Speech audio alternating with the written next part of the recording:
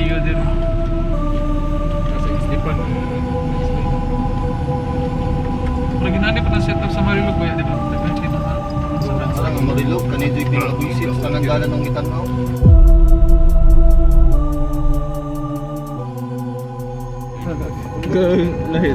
Tanaw, live. ay Marilog. Mula Davao City ay tinungo namin ang Davao de Oro para sa isang aktibidad na gagawin ng aming grupo sa isang abandonadong gusali na matatagpuan sa lugar ng New Leyte. Habang tinatahak namin ang kalsada patungo sa pakay naming lugar kung saan iimbestigahan namin ang abandonadong admin building ng North Davao Mining Corporation, ay nagulat kami sa mga malalaking bitak ng lupa at bato na dulot ng mga landslide sa lugar na tumambad sa dinadaanan naming kalsada. Kasi islipan. Pero ginani pa na set up sa Marilog ba yan, di ba? Depende mga Sarang ang Marilog, kanito yung pinag-visit sa nanggalan ng Itanaw. Uy, Diyos mo yun.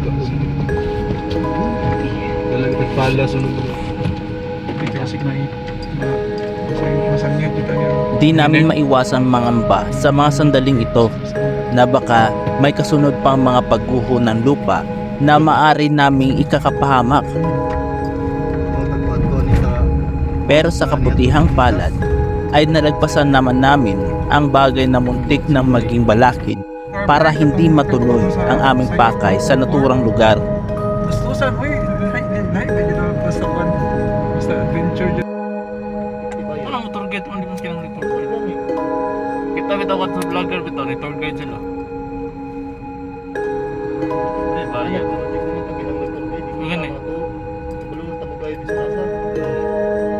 Pagsun nila nila ni tour guide.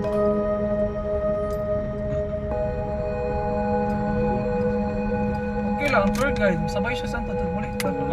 Dito sa ibigli niya, kunin niyo sa kamera. Dito sa Nang ilang kilometro na lamang ang layo sa aming sadyang lokasyon, ay ilang beses na sumadsad ang aming sasakyan sa mabatong daanan at kinakailangan naming bumaba dahil dito.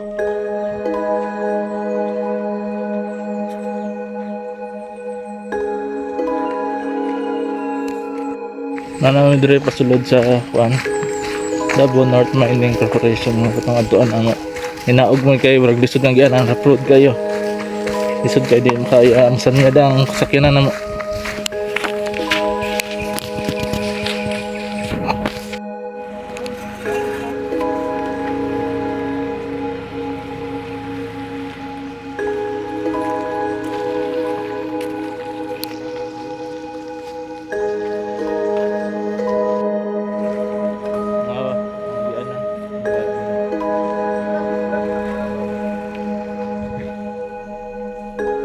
Di ko rin akalain na ang gilid pala ng dinadaanan namin ay mga bangin palang natatabunan lamang ng mga damo.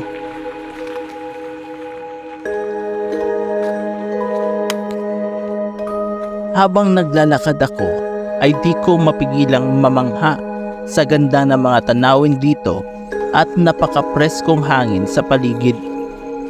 Sa palagay ko, halos nasa tuktok na yata kaming namundok ngayon.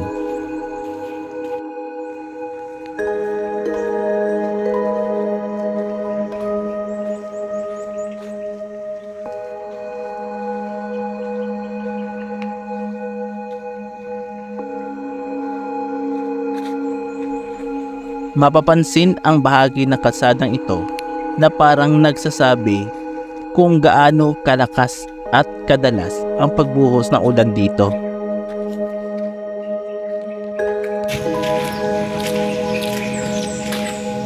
Pasulod na ta dire sa atong site na tuan sa Davao North Mining Corporation building. May nakasalubong kaming mamang nakamotor. Sinubukan naming makipagnegosasyon sa kanya para kaming lahat ay maihatid sa aming pupuntahan dahil sa palagay namin ay medyo malayo-layo pa ito. Sa motor niya Oo, tingnan ko. Duduha lang mi. Upat lang mi.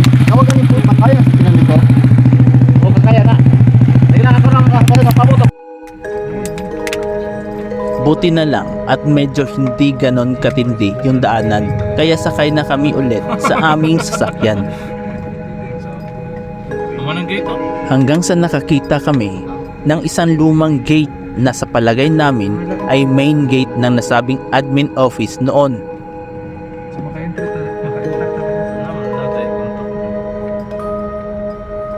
Hindi na mabato yung daanan, pero medyo mahirap pa rin dahil bukod sa maputik ito ay halos one way na lang.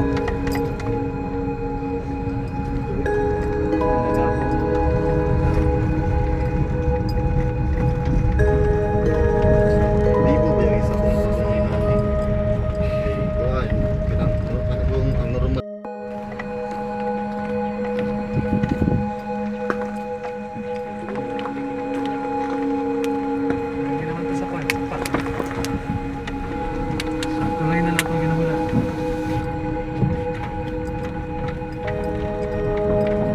At heto na naman kami.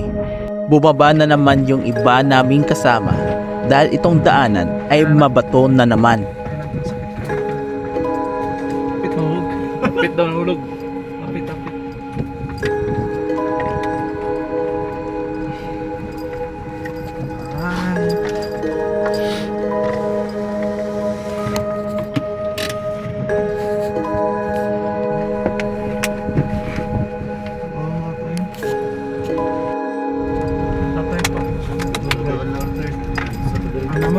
Di kalayuan ay nakarating na rin kami sa sadyang lugar.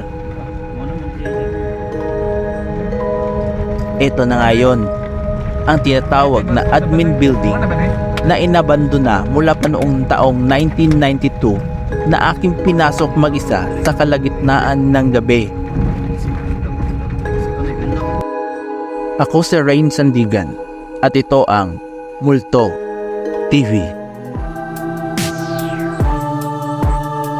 Atin na tuklasin ang mga istorya at ang mga kababalagan sa aking konseptong hinalo sa tunay na buhay. Yung isang katang-isip lamang halina't natin pasukin ang mundo madilim at puno na nakababalagan. Kabaliwat sa tagulan, samahan niyo kong saksihan